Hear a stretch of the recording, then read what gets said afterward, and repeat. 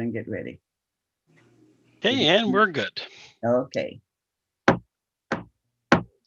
Good afternoon, everyone. I call to order the regular board meeting for GCC, December the 15th, 4:45 p.m.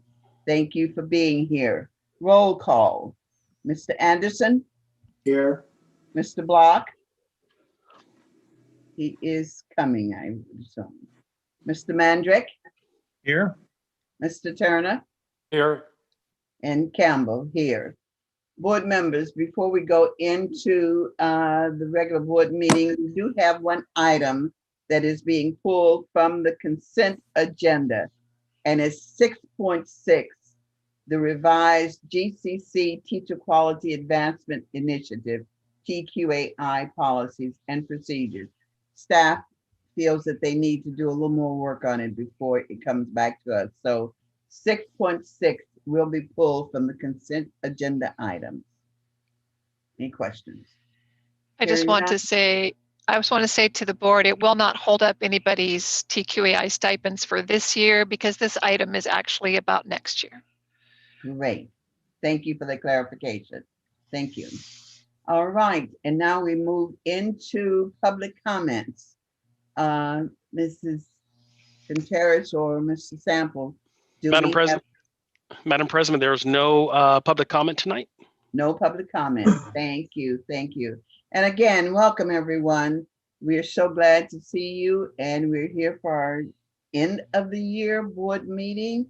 And to those who are virtual with us, we thank you and we wish for you a very Merry Christmas and a blessed New Year to those who are watching with us and online with us. So thank all of you for being present today.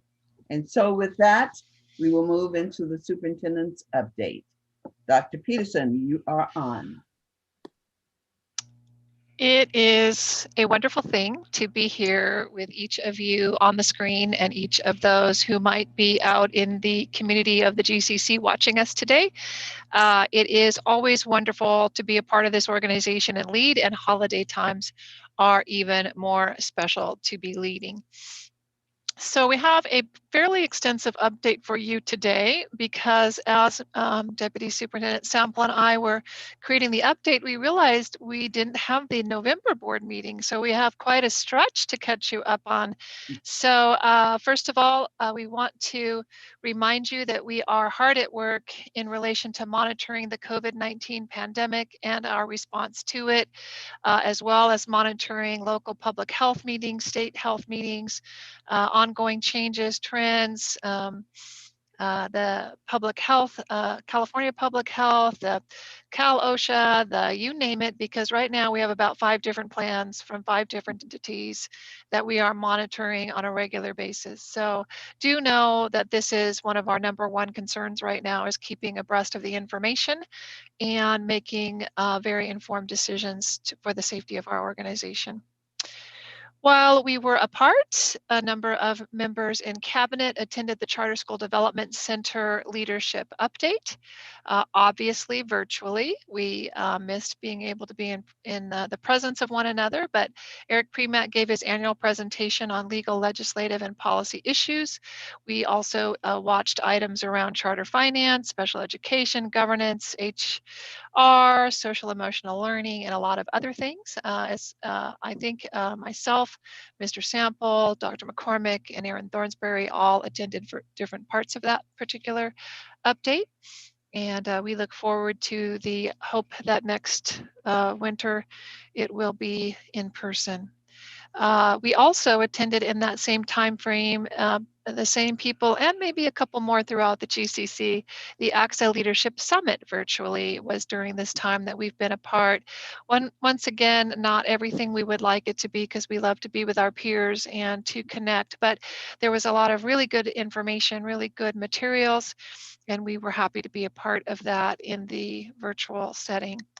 Lastly, this last week, I know that there were others in the organization, but certainly Dr. McCormick and I did our very best to listen into the ISTE 20 Leadership Summit, which we are about zoomed out and webinared out, but we are trying still to absorb as much as we can. ISTE is around, what does ISTE stand for, Dr. McCormick? International Standard of Technology Education? International right? Society of Technology and Education. Close. You were close. There we go. Look at that. It's technology in schools. Yeah. So thank you. So yes, if you have never attended an ISTE conference in person, they are incredibly overwhelming because 5 million things happen all at the same time, and all of them are fun, and you want to go to all of them and learn. And so we were blessed by the amount of time we were, and Dr. McCormick reminded me today when I was lamenting that we have access to all of that, she and I, for the next 6 months. So eventually I can catch up with all my watching, Dr. McCormick. Also, while we were apart, we are very proud to say that our EPIC Charter School had their middle years program authorization visit on November 19th. The IB visiting team was very proud of the work done at EPIC, and we want to affirm Dr. Jerry Kosh, Ashley Cow, Nina Samiriak, Samantha, and all the other team members who worked really hard to make that happen. So they are, the IB team really shared with us how much they enjoyed visiting with the EPIC team. We also, we also celebrated with Gateway International School one more accreditation visit because Lily Campbell and I were with them in October, I believe, for their International Baccalaureate accreditation, which they followed mere weeks later with a WASC visit because they thought, why not do it all at once? Yeah. Right. We were there. But they had a really good WASC mid-cycle visit as well. Also for GIS, you have a board item later on the agenda, reconfirming what you already are aware of, which is our submission of our charter. You already board approved the submission, but we are again making it official that this is the document that we submitted on November 30th for Gateway International School's renewal, and we expect there to be a public hearing on January 12th. So we are anxiously awaiting our chance to talk and brag about GIS's great work. This week, meaning tomorrow, we are completing the 24th cohort. That is just even hard to say out loud. I don't look old enough for that. 24th cohort of Crucial Conversations. And we are already pre-planning for our 25th cohort of Teaching Crucial Conversations, and already have more people than we can serve in that class that are interested in attending, which always surprises me, but it's great to have that opportunity to mentor others through the Crucial Conversations framework. We have continued our extensive and significant work with Hanover on equity. We go deeper all the time in our equity journey. Right now, Dr. McCormick and her team are doing visits with each of the sites and looking deeply at their data and talking about how they use data in terms of equity, how they get to dial in very specifically on equity with their data, and there have been some very powerful discussions happening there. We are also planning for our next session with the Hanover team in January, using some of that data, and we're also going to deploy a social emotional learning survey to our educators to kind of assess where our progress is, or our perceived progress is. We are, believe it or not, preparing for the mid-year board retreat.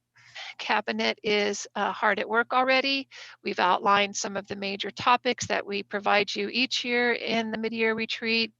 And you will be happy to know that we will be having facilities, we will be having board training, we will be having Mr. Business tell us all about the January revised, and many other things such as multi-year projections, all those things you love to hear about in the middle of the year. So we are excited and planning for you and planning to make that meaningful. Of course, it will be a virtual setting for that retreat, as was our first one this year.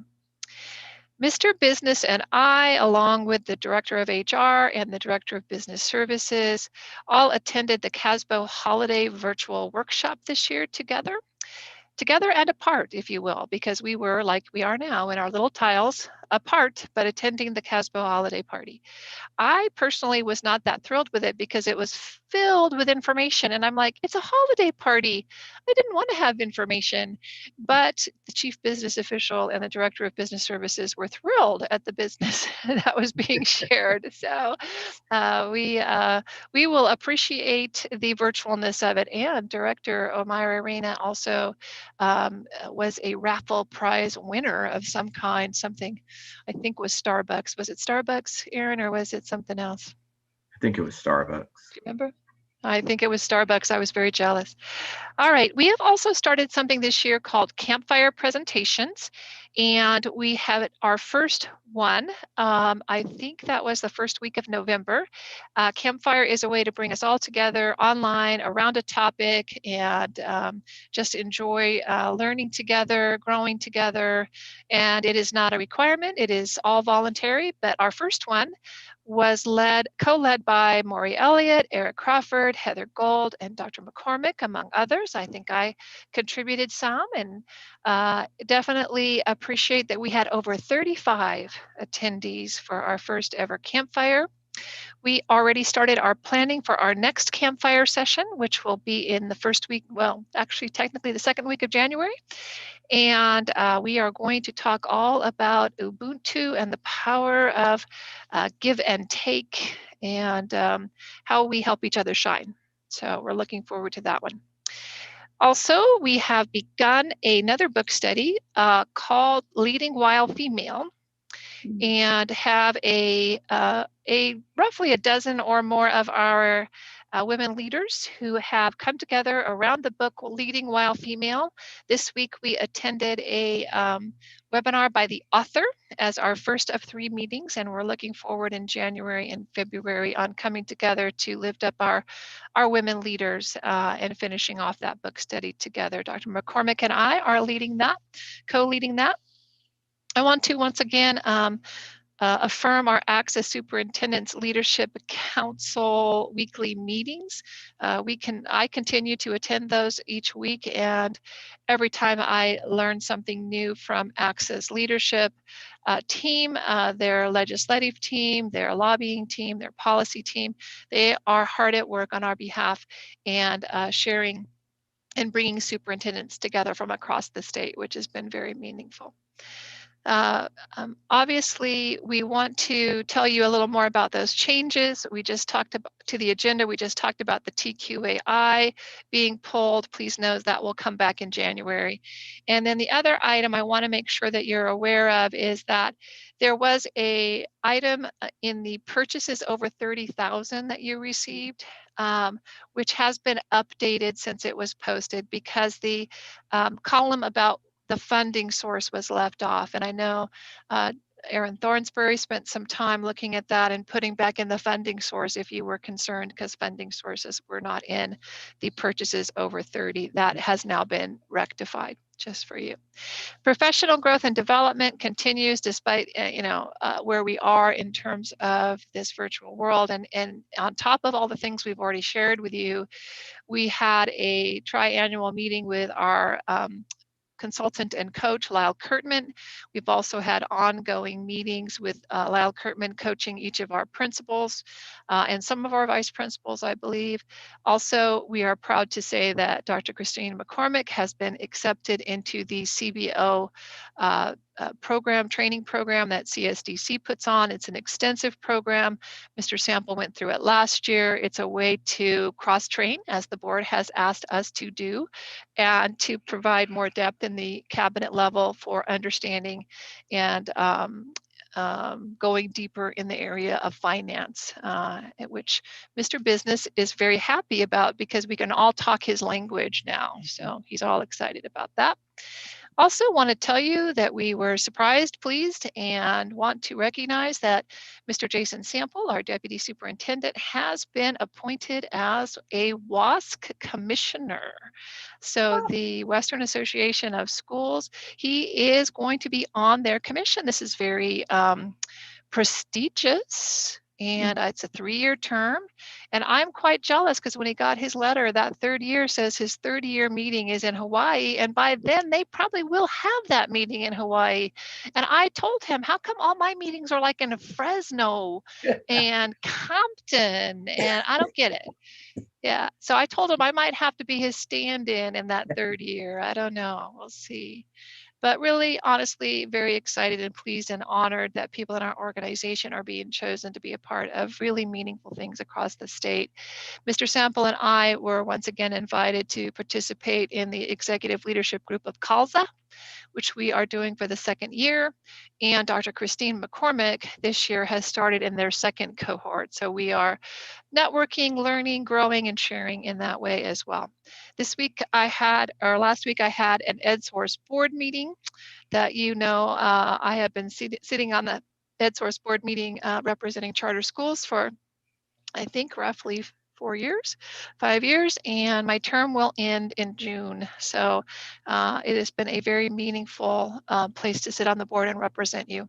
I want to give a shout out to Maisha Britt, Heather Gold, and Jason Sample and their team, who in November created on the last Friday before break 15 minutes of gratitude, which you may have seen, but it was a way for the entire GCC community to come together for 15 minutes and share what they were grateful for. It was very well received. We are doing a, not repeat because we never do the same thing twice, but we are doing a similar performance on this coming Friday, and we are going to have a holiday 15 minutes together. People are sharing their, I can do this. People are sharing their holiday decorations. One of the things we're going to do. I'm sure we're going to do some holiday trivia of some kind, but we will see. They do not share their secrets. So we're looking forward to that, but definitely want to affirm that team because, it takes energy to put yourself out there this time of year and try to help everybody see the power of coming together and celebrating.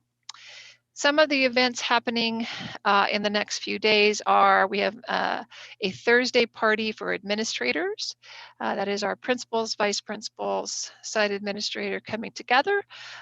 We are again doing our very best to make that holiday as special as possible using a virtual format. HLA is having a drive-through holiday. JCC, I think GIS is having a drive-through party. COA Elementary School is having a drive-through party, and there is a holiday rally. We've already seen some things with celebrations from SAVA.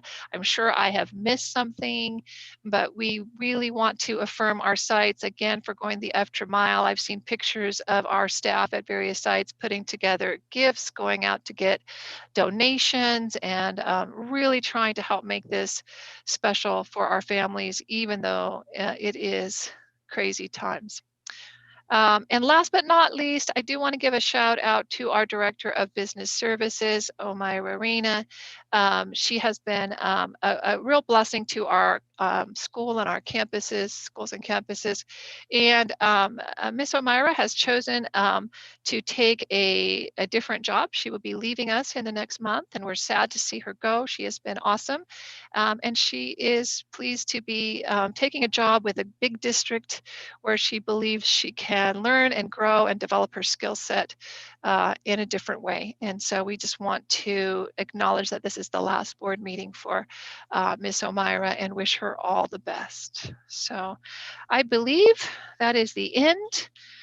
Certainly not everything that we have been doing since we came together, but that is the end of my updates for you tonight. I'm tired. I'm tired of listening to all of the things that's going on. My goodness, don't know how you do it, and we're supposed to be virtual, but you're keeping up with it. Board members, any comments? Anything for our superintendent? Well, thank you for your participation within the GCC, outside of the GCC, and all of the things that you're doing. I really don't know how you're keeping up with it, but obviously you're doing a great job. I will have other Thank you, comments ma'am. later on. Thank you, thank you. And so with that, we shall move on. We have a long agenda. The study session 4-1, GCC school reopening update. And please, I would like to note that Mr. Block is here, so please note that he has come to the board meeting. All right. So Study session, I school believe reopening Jason update. Sample. Okay. Jason Sample will be the point on this. Okay. All right, good evening, Madam President, Dr. Peterson, and members of the board. Thank you so much. Dr. McCormick and I have a brief update tonight just in terms of how things are going with our school reopening plans. So just to kind of give you a little bit of context, on November 30th, Governor Newsom unveiled a new system within the state of California. I think as we have shared from the very beginning, this is fluid. So we have gone from colors to numbers to now regions. And so basically the system that the governor unveiled was a system that was based on ICU bed capacity. Mhm. And he broke the state up into 5 different regions.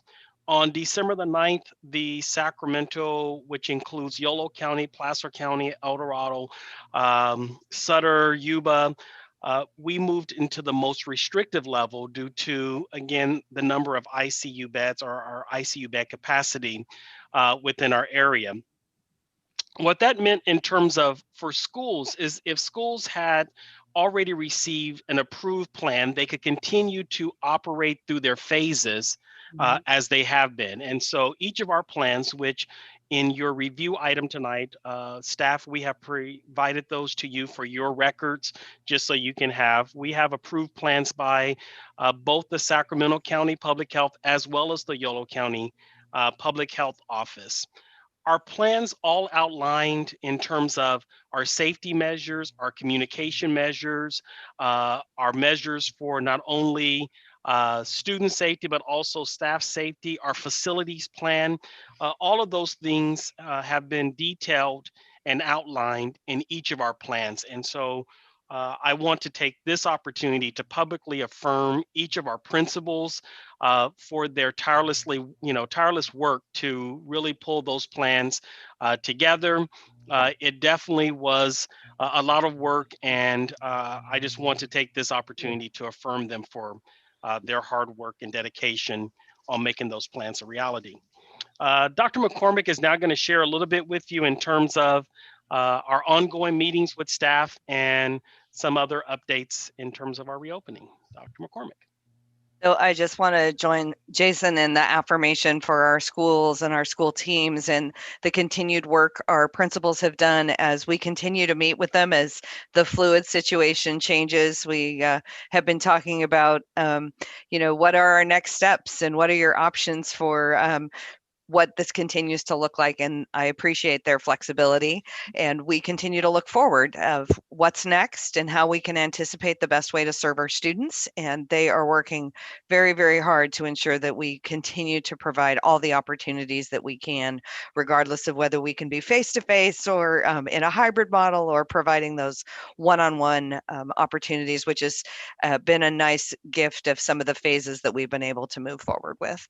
The other group that I absolutely need to mention because they were integral in the development of these plans and partnership is our nursing and health services and our human resources. So I would like to publicly affirm them as well. They are both busy, keeping track of all the now new and ongoing regulations that we need to have and integrated into part of these plans. So it's just been a fabulous team effort, and I'm very proud of the work that everyone has done to help us get ready to serve our students the best we can. So Jason and I are happy to answer any questions you might have.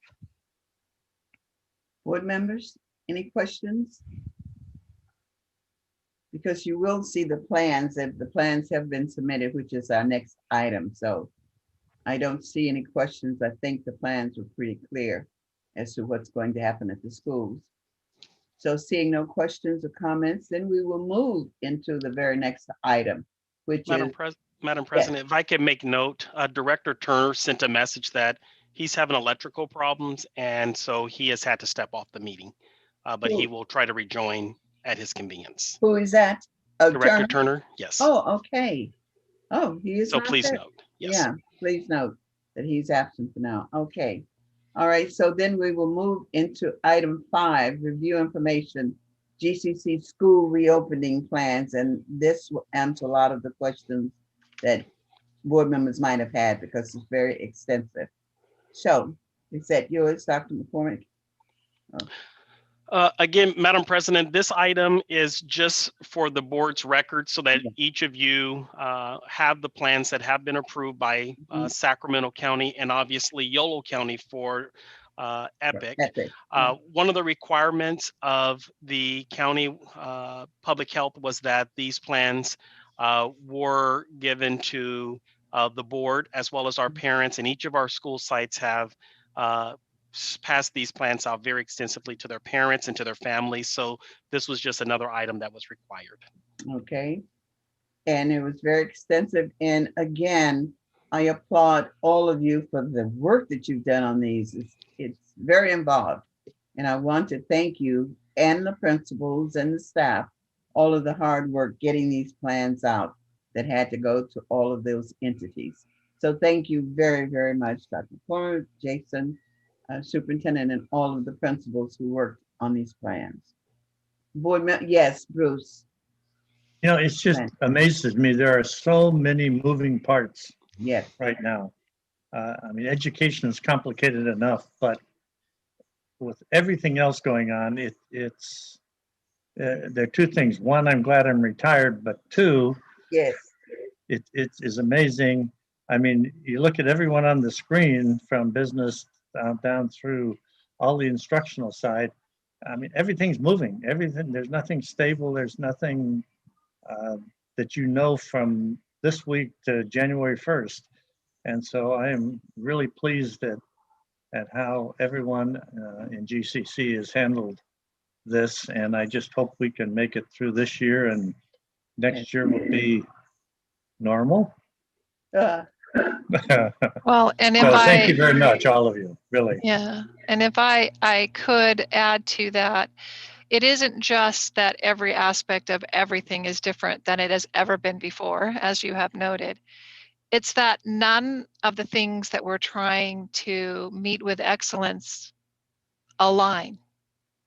Yeah. So it's how do you make 5, 6 different entities happy when their expectations are all different? You know, when CDC is different than Sac County, and Sac County is different than Yolo County, and that's different than the state guidance, and that's different than what Cal OSHA just came out with, and I will say that our principals have been, you know, really leaning into the theme this year of needing to be able to dream, design, and plan, Persevere. but adapt. We are adapting and persevering. We are Yes. definitely doing a lot of adapting and persevering. And as I said to Christine, who told me that they are on plan infinity plus something divided by something, I said, be careful, because there's going to be a +1 to that, and a +2 to that, and a +3 to that, because we are going to have to continue to adjust, because there is going to be more, as we know, when we begin to figure out things like vaccines. And what do we require of people? What do we not require of people? There is still a lot to unpack, and I want to build on what Bruce and Mandrick and Lily Campbell both just said. It is a testimony to our organization that not only are we surviving, but we are thriving, I believe, in these challenging times. So definitely appreciate that this is not happening just with the faces you see on the screen. It is happening at the sites in courageous ways. So. Yes, and we still have another one with the parent part of it coming up, where every school had to write a parent component. You know, every day it changes, and every day you guys got to go out and meet with the schools, and just from one step to the next. So I really applaud you. And Bruce, you're right. I am so glad I'm not doing it now. All I have to do is just keep reading. So thank you again, everyone, for your hard work. Okay, and that was not a board item that we had to vote on, so we shall move on into the consent agenda items. And I am going to give you the numbers because we did pull one. So 6.1 is adoption of the minutes from the October 27th meeting.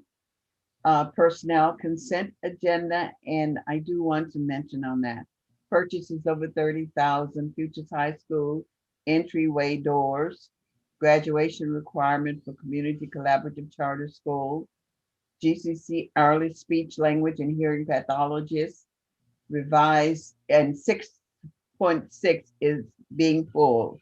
So we move to 6.7, EPIC revised curriculum list, GCC specialist hourly rate, and 6.9 surplus equipment for sale, donation, or disposal. So I will entertain a motion from 6.1 to 6.9 and excluding 6.6. I need a motion. Bruce? I'll move that, and I would say at the same time that I think 6.3 on the Futures High School entryway doors are interesting enough and new enough that we ought to have just a little discussion from staff. I don't want to pull it from the agenda, but just a little discussion beforehand, because I think it's some interesting stuff going on there. Thank you. Is there someone, is Jerry, is one, Mark? May I have a second before we pull the item? Second, please. Great. Yep. Okay, it has been moved in second, and we have a couple of items before we take the vote on that voice vote. 6 points. Which one was it? 3.1. 3.1. 6.1. 3.1. Okay. The door part, yeah. 6.3. 6.3. Okay, well, somebody will, Dr. Peterson, can we have someone speaking to that very quickly, please? Yes, if there are, if you could provide some specifics. I know that Erin and Jerry are on, Erin Thornsbury and Jerry Little are here to answer specific questions, but the general overview for you is that, upon occupying our Rancho site, as storms began to appear, the upper part of the high school side became like a tunnel to suck in moisture from the rain and wind, and then that began to seep down to the floor below. So what you're seeing is a plan of action to put doors on the upper level, entryway doors on the upper level of the high school building side, to stop the rain being pulled in and then it's going down into the bottom floor and sitting. It is both a safety hazard and an erosion factor from water being in those places. So that's the need we're addressing. But in terms of specifics to the rest of the project, if the board could ask questions about what their concerns are, I know both Erin and Jerry are prepared to answer questions. I think it was more because it was a cost item and we weren't sure what it detailed at the point that it was on the consent agenda. So I think you have answered the question, just letting us know why it was necessary. Am I correct, Bruce, with that? Any other questions from board members? I know we had some at the executive committee. What does it entail and why? So I think you've answered the question. Bruce? Mark has his hands raised too. Just curious, was this, Jerry, was this a design issue of the building or what? No, I don't think it was a design issue. And I apologize for the sound and quality of my video right now, but I don't think it was a design issue. The waterproofing deck upstairs on that whole area was waterproofed except for where it was covered. And with the building not being, with the opening not being south facing, we didn't feel the need was to waterproof it all. So east and west, you don't really get a lot of strong wind-driven rains coming in, but for some reason that has sucked it in and it blows down the hallway, therefore going down the stairs. Okay. So I don't think it wasn't a design flaw. Okay, thank you. Any other questions? Yes, Yeah. Bruce. Harry, Oh, I'm sorry, Harry. Excuse me, please. Yeah, my question is, why wasn't this figured out and we paid all this money for this school in the beginning? How come this wasn't looked at? You know, we just finding out this was 3 years now, the third year, and we just finding this out. I mean, Kelly Carter, they didn't realize this in the beginning. I think What? part Yeah. of it, Harry, and then I'll let Erin also and Jerry answer, is we made a number of design changes to the architect's design, and it is our contractor that you're talking about. It is their job to faithfully execute what the architect designs, and I believe that they did in fact make changes to do the best they can, but some of it is just was not foreseen. So Erin, what were you going to add to that? Well, I was just going to say, yeah, this was originally to be enclosed anyway in the original design. And it was something that we had cut out to save on costs. But, unfortunately, that probably wasn't, we just had to out of necessity at the time. But because of the way that the wind and storms and rain blow, we just feel it is best to put this back to where it is enclosed. And so that will cost, an additional amount.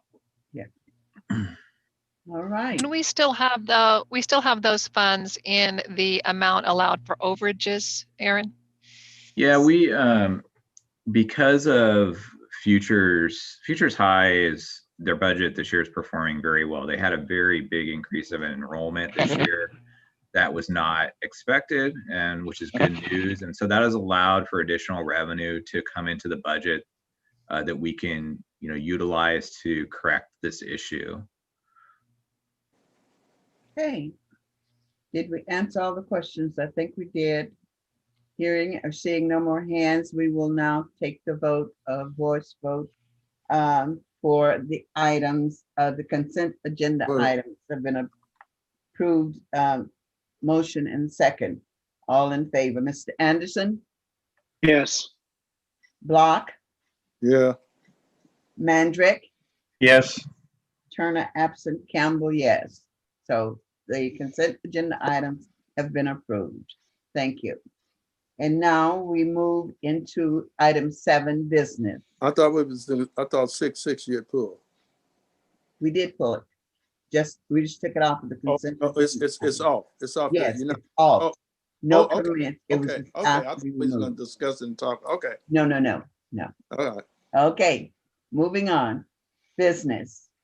GCC first interim budget and financial report. We are anxiously awaiting. Thank you very much. Thank you, Ms. Thornsberry. Good evening, and here to present our first interim report for 2021. And we're going to start with just the requirements of this report, why we do it. It is required for all local education agencies, charters, and districts alike. It includes a comparison of the original budget that we adopted back at the end of June. Any budgetary changes since then, and then it's presenting the revised budget as of today, and then actuals to date through October 31st. So my presentation tonight is going to focus mostly on the comparison between our original budget and our proposed budget revisions for the first interim. And there's a budget book that was attached to the agenda that has all of the details if you'd like more. 300 some pages. The LCFF revenues, just to start off with, because they are the biggest lion's share of our revenue, what we receive for our schools. The adopted budget was based on a 7.92% cut to LCFF. If you remember, the governor's May revise had that cut. And so we adopted a budget assuming that cut to LCFF. But At the end of June, the state decided to, or they were able to somehow, with a lot of budgetary moves and tricks and things, and having large deferrals planned for the spring, large cash deferrals that they would kick the payments into the next fiscal year to schools. They were able to adopt a budget with a flat COLA to LCFF. One of the other interesting things about LCFF is the LCAP requirements were suspended this year, and we instead had to do a learning continuity plan, and then the budget overview for parents that'll be is also on tonight's agenda. Senate Bill 820, after the year began, was passed and required all independent study charters to be funded on the prior year P2 ADA. And then it also allowed classroom-based charters to be funded on prior years P2 ADA, kind of by default. If charters or even districts, if they grew, they could apply for growth funding. And so 2 of our charters did apply for the growth funding, Futures High and Higher Learning Academy.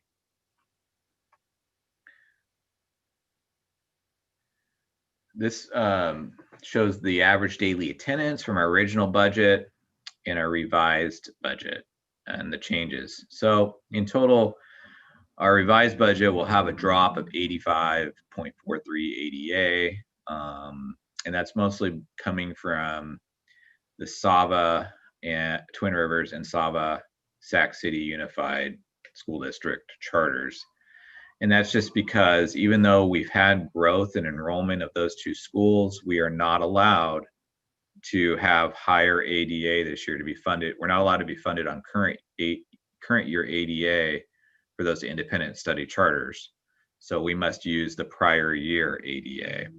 And so that is unfortunate because we are now basically getting less funding per student. It's in a sense a budget cut in a way.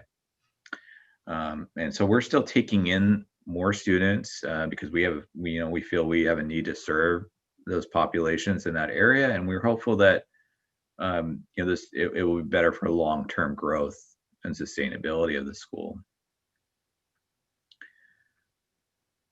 So the general fund revenues have increased 12.4% due to many of the changes. So that's a total of $7.8 million to our budget increase. So LCFF sources, that was a big chunk of that. That went up 3.4 million. And that was because the state did not cut LCFF as we originally planned. Federal revenues had a humongous increase with the announcement of the CARES Act. We budgeted pretty much a much lower level of funding from the CARES Act. There were many different grants that came out of that CARES Act, and we budgeted for one of the programs, but the main program called the Coronavirus Relief Fund was announced. All the details were announced as to how much each of our schools were getting and receiving after the state had passed its budget. So that was not included in our original budget, and that was a $3.7 million increase to our schools. A lot of that funding is a use it or lose it, and had requirements to spend this year. And then there's some kind of smaller components of the grant of some of the CARES fund that goes out into the next couple of fiscal years. Other state revenues increased $725,000. It's a 22% increase. A lot of that's just we were very conservative on the lottery funding for ADA. We weren't sure what the pandemic's effects would have on lottery, so we bumped that back up just due to trends and what the state Department of Finance is saying and school services is saying.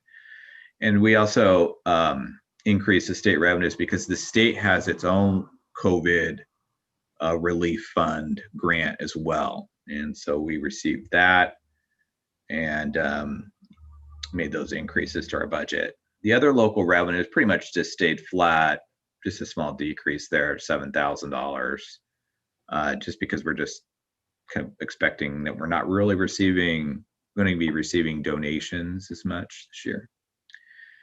So very, very big increase to our revenues. On the expense side, we're increasing our expense budget by 5.4% or $3.6 million. Salaries and benefits really pretty much in relation to this budget, overall budget is staying pretty flat. Not much of a change. But books and supplies, a big increase there of 2.1 million or 31%. As we use those coronavirus funds, CARES Act funds, to purchase distance learning technology. We've made humongous purchases, as you've seen, as you've approved throughout the various last several meetings. Technology, equipment, personal protective equipment, and any other pandemic-related costs and needs. Services and others up 2.5% or $305,000. That's pretty much due to many different reasons. The biggest reason is really communications costs down here on the bottom bullet. We purchased a lot of wireless internet devices, and so the service costs to the wireless cellular company for those, so some of our students that don't have internet at home or don't have very reliable internet can still participate in distance learning. And we had some adjustments upwards on utilities just based on our trends to date. So a lot of ups and downs here. One of the biggest decreases, of course, is travel and conference. We cut that down by about a little over 123,000, as you can see there on the top second bullet here. Capital outlay increased 1.3 million, and the reason for this is it's just a rollover from last year's projects that were not completed in June.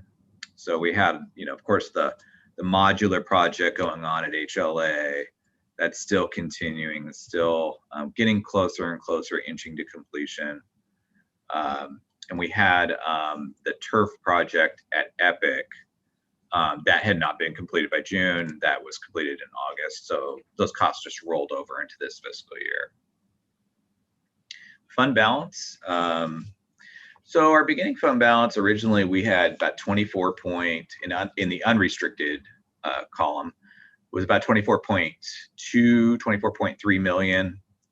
And we're revising that beginning fund balance to 28 million. That's a $3.7 million increase. And really it's just because we didn't spend, with the pandemic and the lockdown happening at the last few months of the fiscal year, we did not end up spending our total expense budget. We really slowed down on the purchasing, slowed down on everything. And we were just kind of in this mode to preserve our fund balance because we didn't know what was going to happen. The economy obviously was taking a huge hit, and we were fearing the worst with the state budget and how that was going to impact our budget. Originally, we budgeted for a decrease to unrestricted net assets of a little over 1.3 million, and we're revising that now to a $2 million increase, or almost $2.1 million increase here. So that total change is a $3.4 million increase to net assets. So our ending balance is going from 22.9 million to 30.1 million, which is a $7.1 million increase. Our restricted budget is changing. We had a beginning balance of 374,000. We revised that. We spent a little more of the restricted grants than we had budgeted for, so that's down to 114,000. So the beginning balance decreased 250 to about 260,000. We are changing our budget from a decrease in restricted net assets of 374,000 to an increase of 391,000. And so that has a positive impact on the ending fund balance of our restricted grants of 506,000. A lot of this is because we have a federal grant that is pandemic related, and that grant has we're able to not spend, we don't have to spend those funds all the way until September of 2022. So we're preserving that just for some of the future needs, because the next 2 years are pretty uncertain, really, what we're expecting. So the fund balance on the facilities fund unchanged. So that this is for the modernization at GIS, no changes to that overall. We have a lot of risks, even though a lot of these budget revisions look very rosy for this year, there are some pretty heavy risks. And, what we're doing is trying to preserve a lot of the increase to the net assets, because of the next few years are pretty uncertain. One of the things is LCFF revenue is projected to be flat for the next few years. And so that's, not good. As you know, expenses are rising. They continue to rise. And so that will be a problem. The result of the pandemic, may cause student enrollment and ADA to decline. Students may shift to homeschooling. We're seeing some of that. We're seeing one of our schools, a migration of families and students out of California. We're getting protection this year. It looks rosy because we have a hold harmless really on our enrollment in ADA this year.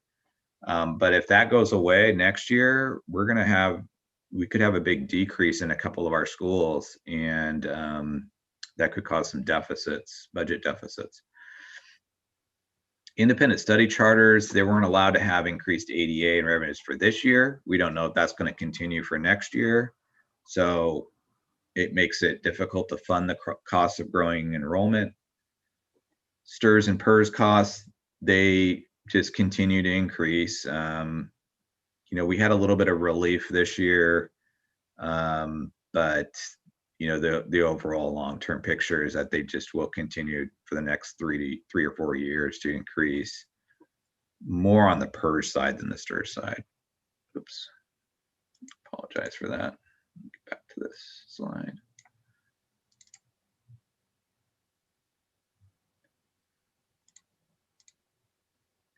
And then, despite recent announcements of a vaccine for COVID-19, we have a recent resurge of the virus, and it's causing further lockdowns and negative impacts to the economy. And this could negatively impact the state budget and further revenues. One of the other things too is we've added 2 more schools now. All of our schools now are in the El Dorado Charter Special Education Local Plan area.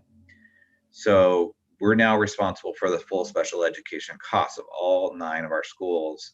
And so special education student needs, they're unpredictable and could result in increased contributions from our general fund, or general unrestricted funds. And then lastly, the state is still forecasted to defer payments to schools in the spring of 2021. We have really huge deferrals that are still planned for this spring, some of the biggest ever in probably state history for schools.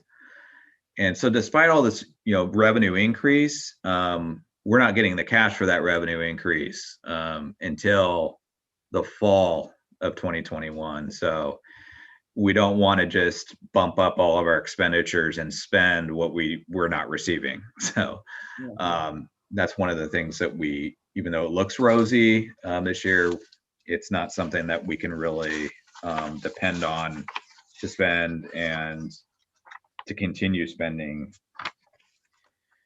And a lot of the, one of the things I didn't note here is that surge of funding from the federal grants. That is not, that is a use it or lose it type of situation. So we can't just put that in the fund balance and leave it in there and have it for reserves for long term. We have to spend those dollars or it's going back to the federal government.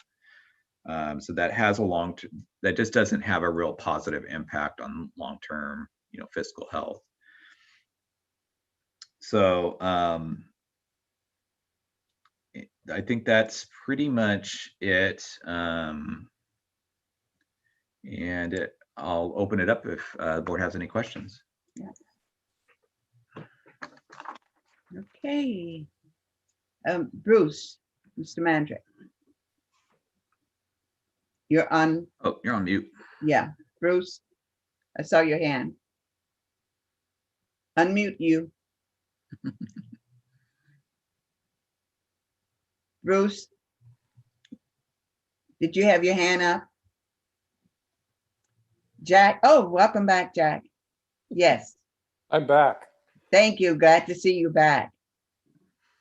Can I ask a question? Yes, of course, I recognize your hand. Oh, I thought you kept saying Bruce and I. No, I said Jack, I'm glad Oh, you're I back. couldn't find my mute. Go ahead, Jack. Jack is on Okay. first.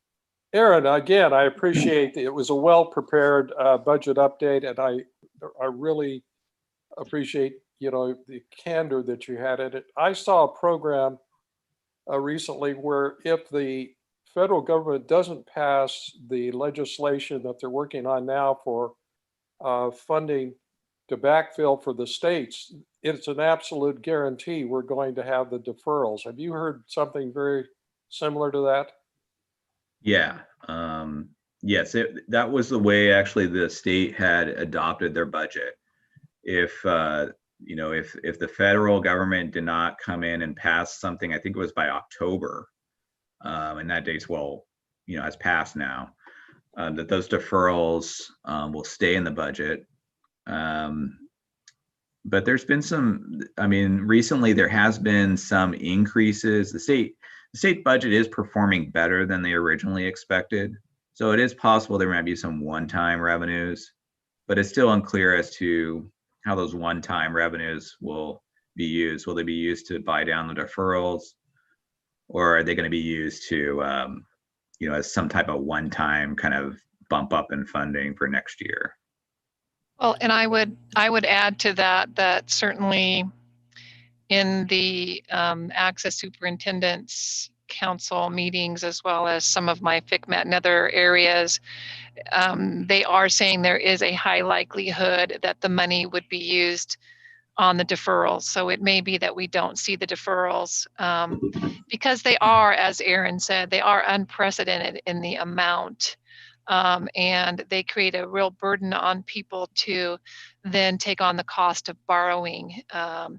And so it doesn't make a lot of sense to give one-time money for some other function, make everybody borrow money, which is in fact a cut because of the cost of borrowing. So, we cannot report it as a for sure thing, Jack, but it is certainly being talked about as one of the highest priorities is to reinstate, full funding as opposed to deferrals, if at all possible. Thank you. Bruce, Mr. Mandrick. Yeah, I think the first interim really highlights what I said before. If in a normal year we saw these kinds of swings in budgeted amounts, both revenues and expenditures, you'd really be looking at your business person saying, do you have any confidence whatsoever? But I really want to give kudos to Erin and his staff because we've played it right. We're not out of the woods, but we do still have substantial wiggle room in terms of what's going on. So I really think it's a good thing. But to see, increases like in federal government, federal income of 31% in, from the adopted budget to first interim. Those kinds of swings are unheard of in the 40 years I've been in school business administration. And so to be able to stay on that roller coaster during that kind of a thing takes really a lot of planning and courage, and I really think we've done a good job. But the other, and you touched on it a little bit in terms of the bills that are currently being offered. If they don't pass, you mentioned that the state has built in some of those things. If they do pass, does that give us anything better, or is it just maintaining what the state has already counted on, hoped for? I don't really know. I mean, I haven't heard, I guess, any details of what, and I'm not sure if anyone knows really what exactly is the federal government going to do and what they're going to pass, and the details of how those funds would come down to states and how they would flow to, districts and charters. So it's really hard to say, whether that's something that could even also help the deferrals, or just be some kind of maybe, new federal program that helps next year. I don't know, next fiscal year. Okay. Yes, Mark. Erin, you mentioned something about some decreases in some of the schools' students. How significant is that right now, based on what we know? One of them is one of our schools has dropped about, from our budget. We budgeted for a little bit of growth, and it's down from the budget by about 40 students. And that's, probably about, I'd say maybe 10 to 15% of its enrollment. And so that is pretty significant in terms of just the size of that school. And so, if we can't get those students back, or we can't replace them, that would have a long-term, really drastic impact on the ability to continue, the multi-year projection is going to have large deficits without any budget cuts to offset that. I think, I think a lot of the schools, though, I would say the majority of them are maintaining either a flat enrollment or even growing. So Futures, HLA are growing, kind of surprisingly. And Saba, SUSD and Saba TR have grown. Elk Grove has pretty much stayed flat.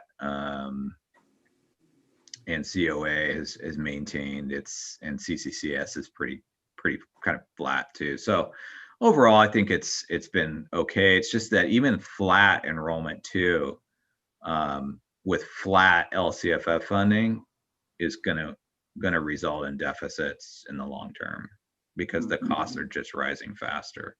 Right. But just a reminder, in current year, that loss of 40 won't be felt at all, because we're in a hold harmless year. Right. It's only if it continues. And the best of our information sharing with the community of that school is when staff believes that what they're hearing is that when we're able to provide a site-based program, once again, that they will return. It's just that they don't like the distance learning model, so they're just basically pulling out because of that. Yeah. Have we, thank you, Cindy, have we attracted any students from some of the traditional districts, in some of the growth that we've seen? That's exactly what I believe you're seeing at your SAVAs. Okay. Because the high schools maybe aren't doing as much. And certainly I believe that might be what's happening at Future. So we're saying from a high school phenomenon, I do believe we are pulling more students and different students than the past, because they're seeing that their sites are maybe not offering as comprehensive of a program. Maybe they're afraid they won't get to have enough credits, or maybe they won't be able to, have as much. I don't think so in terms of elementary elementary. I might be wrong there, but I don't think we're seeing a lot of elementary moving over into our world. But remember, we're not a traditional homeschool. None of our schools are traditional homeschool charters for elementary. I do believe in our area, traditional homeschooling charters are seeing an influx of elementary but that's not really been a market of ours. Thank you. Okay, all right. Yeah, Seeing no other questions, thank you, Erin, for your. Thank you. I just want to say one more thing. I just wanted to say I truly appreciate the help from our budget staff, Elmira, our director of budget or business services, and Yvonne Grazier, who really helped put this together as well. So thank you. Thank you, and please give the board. Yes. Yeah, Board I Member wanna Henry. know, why is utilities going up? I think that area was something that we probably didn't budget enough. As the students come back on the campus this year, after the campus is being closed, I think it's something that we just under budgeted, unfortunately. And so now we're seeing kind of those costs come back up as those campuses are being used more and more and more again. Okay. No other questions. I will entertain a motion to approve the interim budget. Yes, Bruce. I would move to approve the first interim budget. All right, may I have a second? I need a second. Yes, Mark. Second. Thank you. I will now do roll call for approval. Mr. Anderson, Yes. Mr. Block, Yes. Mandrick, Yes. Turner, Yes. Campbell, yes. The first interim budget has been approved. Thank you so much again to Erin and the staff for a comprehensive report. We appreciate it. Thank you. And now we go into the budget overview for parents. And we have received information on that. So who will be speaking? Do we have anyone to speak to that? Yes, this is Dr. McCormick. Dr. McCormick is taking on this auspicious item on our behalf. Again. Good evening. As Mr. Thornsberry discussed in his presentation, we would typically bring to you an LCAP that would include an outline of expenses. And because that LCAP requirement has been suspended, as the LCFF budget overview for parents would have been an integral part of that, you're now seeing it as a separate item that was part of Senate Bill 98, that we at least had an opportunity to have these approved alongside the first interim. And the intent of the document is to make the fiscal components that Mr. Thornsberry just discussed more parent friendly. Happy to answer any questions. Great. Oh, that's a nice report.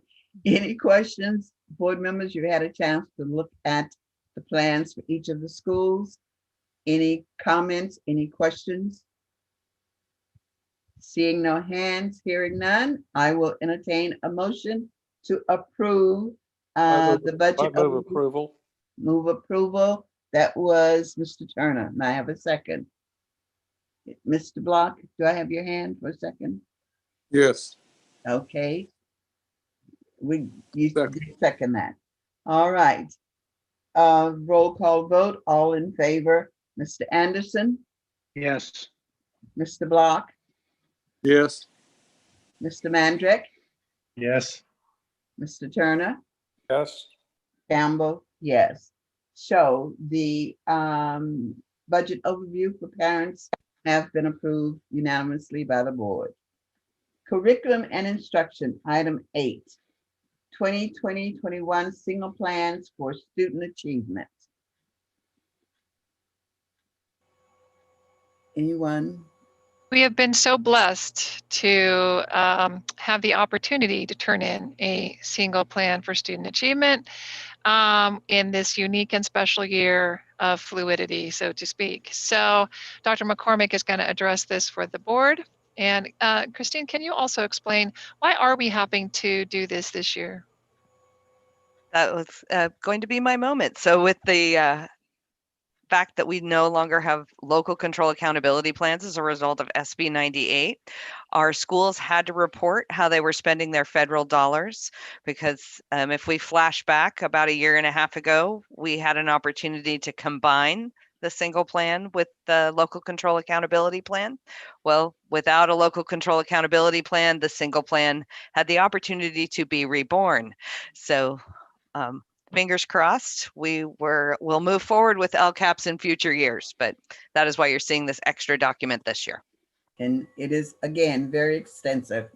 And they just keep adding more and more. They took away some things, but they continue to triple those things that they're asking for now after they took away. It's unbelievable. But anyway, enough of mine. Any questions, comments, board members? You've had a chance to look at the plans. They have been submitted. So with that, I will entertain a motion. So moved. So move, Mr. Anderson. Second, Mr. Turner. All right. Any other discussion? Seeing no other discussion of the hands, all in favor. Mr. Anderson? Yes. Mr. Block? Yes. Yes. Mandrick? Thank you. Mr. Mandrick? Yes. Mr. Turner? Yes. Campbell? Yes. Approved. Single plans for student achievement. And now we have another item, 8.2 Honors Pathway MOU with William Jessup.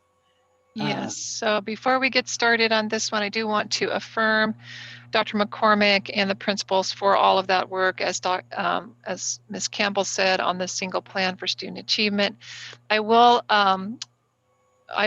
comfort the board by saying that Dr. McCormick and her team are doing everything, as the principals are, to align all of our plans to actually say the exact things. So while the board may be seeing themselves approving plan after plan after plan, I can guarantee you that Dr. McCormick and the principals are working very hard to be sure that all of our internal plans say the exact same things, just in the way the next entity wants to see it. So please know that we understand that it may feel overwhelming, but we continue to do our best to make it manageable.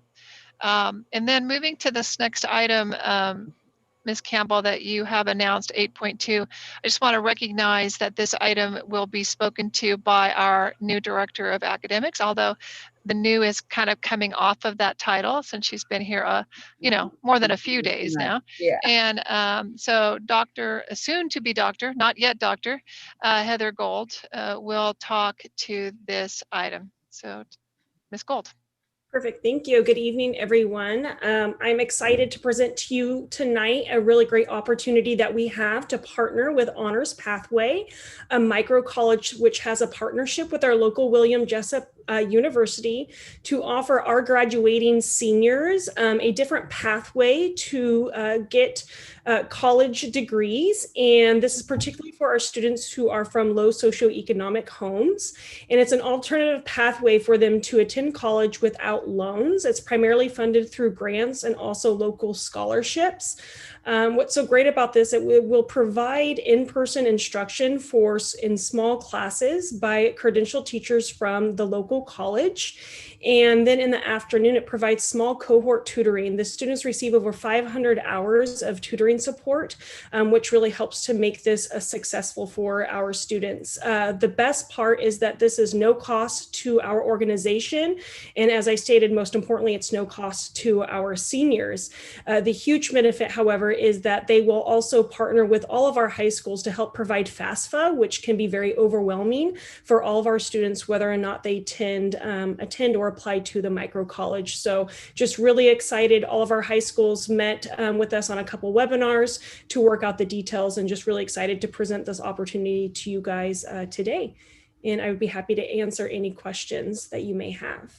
Yes, Mr. Turner, I recognize. Yes, I was interested in the program. I read the MOU, and you're right, it appears to be no cost. It looks like the only obligation we have is to hold a meeting for them to have access to our students. And then the other part of that is it is a faith-based university, but my assumption is this is going to be secular. They say it will be secular. How are you planning? I mean, I support this because I really do think it's a great idea for our students, but give me a little more detail on your oversight of it. Yeah, absolutely. So I will be working with Juanita and Nathan, who are the co-founders of the company, as well as with site administrators for the program. And so the school sites we'll be having an introductory meeting with all of us and principals to kind of lay out that plan of how we will be promoting this to families, to our seminars, having informational night for our parents. So the primary oversight will be done through our high school counselors and through our administrators at site. It is not instructed on campus at William Jessup. They will actually have their own location. Facility-wise, they are looking at Oak Park and potentially also something closer in the Twin Rivers area, depending on enrollment. And the professors as well will be sought after, not necessarily William Jessup professors, but rather the partnership is through the accreditation to make sure that those units are transferable. Okay. Any other questions before we? Yes. Well, I truly support this, and would somewhere down the future, I would really like it if we could get an update on how many students take advantage of it and your evaluation of how it works. Because if they're willing to put this amount of resources into it at no cost to the student population, that's really impressive. Yes. Anything that help our students. Yeah. It's a reputable program. They had a lot of success in Oakland and Napa is where they originated from in the Bay Area. And so they're trying to expand now. They just have a love for low SED students. And one of them was actually worked high up in a university and was really seeing the disparity of students from low socioeconomic households who are dropping out of college or not attending at all. And so they branched off to see what they could do to help support that demographic of student. Thank you. Any other? Great idea. Okay, if not, did I see a hand or here? I will entertain a motion. I move Yes. approval. Move approval. I have a second. I'll second it. Okay, great. It has been moved and second. Roll call vote. Mr. Anderson, Yes. Block, Mr. Block. Yes. Mr. Mandrick. You're on. I can see his lips moving. Yeah, Yes. I thought he said yes. Mr. Turner Yes. and Campbell, yes, of course. My sister works at William Jessup also. So I am very happy with that. All right, so voice vote, it has been moved. And okay, we are now down to central administration. Gateway International School Renewal Petition Submission. And that was mentioned earlier that you would be submitting the school renewal. This is a pretty straightforward item. I definitely want to affirm Deputy Superintendent Jason Sample, who was the point on this. I want to affirm GIS Principal Joy DeCoy and her staff countless hours over a year to ensure that this document is a high quality document. Dr. McCormick and her team added value. It's been through a legal review. Mr. Sample and I spent many hours on it, but it is definitely a labor of love and intensity by many people. As you can see here, you are merely moving to approve the actual official submission, even though you knew it was already happening and had already affirmed that. This gives you that sense that you are now approving the actual submission that occurred earlier this year, November 30th. Any questions or comments from board members? Hearing none, seeing none, I will entertain a motion for approval. Yes, Mr. Mandrick. I'll move approval. All right, may I have a second? Second. Thank you, Mr. Block. Second by Mr. Block. It has been moved in second. Okay, voice vote. Mr. Anderson, Yes. Mr. Block, Yes. Mr. Mandrick, Yes. Mr. Turner, Yes. Campbell, yes. Thank you very much. The item has been approved and Ready. Okay, 10.2 modification to travel conference resolution. And this is a resolution, and if you recall, we have voted on this before, and so now it's an extension, if you read your board backup. So, Dr. Peterson. Yeah, so just to confirm what you have just stated, the board already approved a resolution earlier in the spring to say we weren't going to approve any travel, field trips, et cetera. If you read the resolution, it's clear how many different things. That actually had expired, if you will, on November 1. Please be resting assured we didn't approve anything after that either. But this is just affirming that at this point we are extending those restrictions till at least the end of March. I believe it is. Is it March, Jason Sample? Yes, I think it was March in the backup. So at this point, the first travel that we would approve only if we are not under the restrictions we are currently under, and it's safe and it's appropriate, and with clear understanding that all those things are true. The first travel, conference, field trips, et cetera, that we would approve would not be until April. Okay. So this is an extension of what we've already approved. Board members, do you have questions or concerns? Anything from any board members? Hearing none, it's a board item that has to be approved, a resolution. And again, I will entertain a motion. So moved. So moved, Mr. Turner. Second. Second, Mr. Block. Thank you. All right, resolution vote, Mr. Anderson, Yes. Mr. Block, Yes. Mr. Mandrick, Yes. Mr. Turner, Yes. Campbell, yes. So that item, modification to travel conference resolution, has been approved. And okay. And now we will go into personnel. Oh, under personnel, please note, one of the things that I noticed is Max Gunshaw will be leaving us. He was the parent liaison for Future School. Wonderful young man who had done a lot with Futures. Hate to see him go, but I understand this is necessary for upward mobility and some other things. But please note in the board meeting that we are so sad to see him go, and we wish him the best with whatever he's doing. And so please note that under personnel. And now, board comments. Board members, comments. Yes, Mr. Turner. My power went off, and of course the internet went off. And then when the power came back on, the internet didn't come on. So I apologize. At the mercy of PG&E. So, I understand that. I do understand, but we're glad you're back and we can hear you and see you, and that's the good part. Lily, one of the things that occurred to me as you were talking about a staff person leaving, many times in governmental organizations, they have resolutions of certificates of appreciation and so forth. And I think we're large enough now that we may want to start doing that, and we can even have presentations and so forth.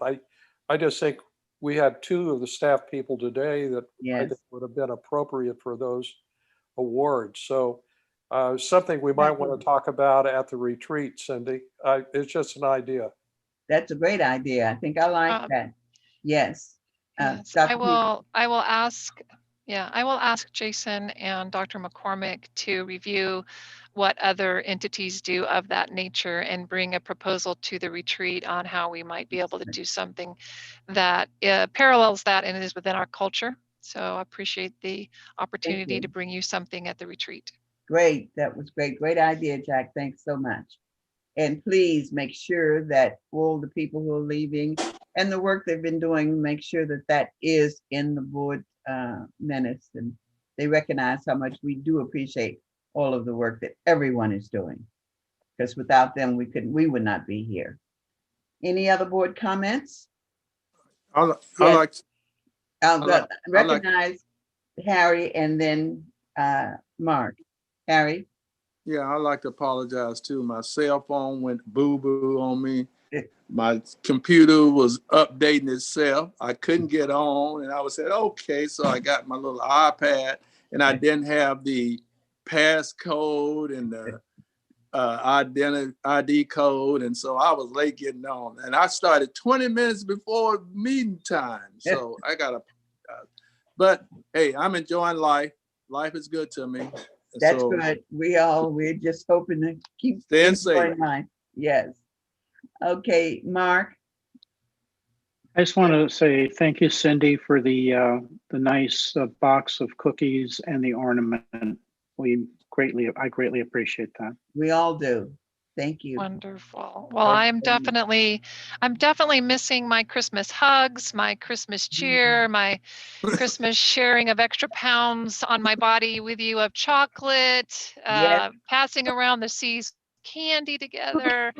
I'm missing all of that, Mark, and thank you for recognizing it. But it's always an honor to at least do our best to send you some love and cheer and some bit of our culture of sharing at this time of season. So we're grateful that we have each of you and that we can honor you at the holidays. And to our principal who remembers us, tell him thank you. Just make sure every once in a while I try to send a note out to people, but again, please note that we appreciate everything from the Godshaws and everyone. So thank you. Right.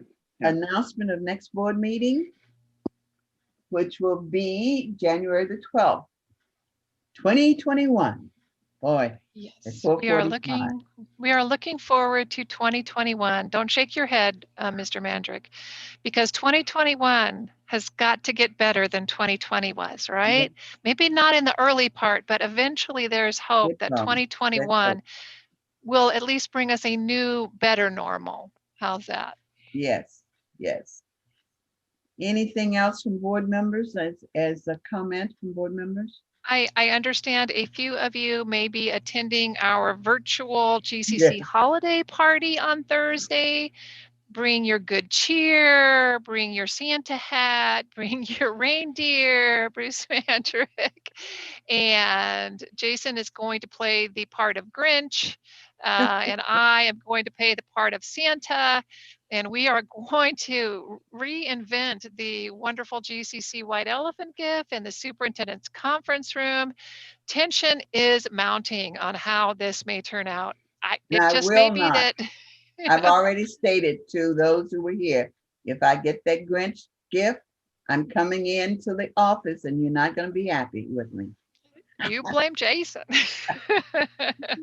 Well, I want to wish everyone virtual and those who are listening with us, all of the staff members, a very Merry Christmas and a blessed New Year.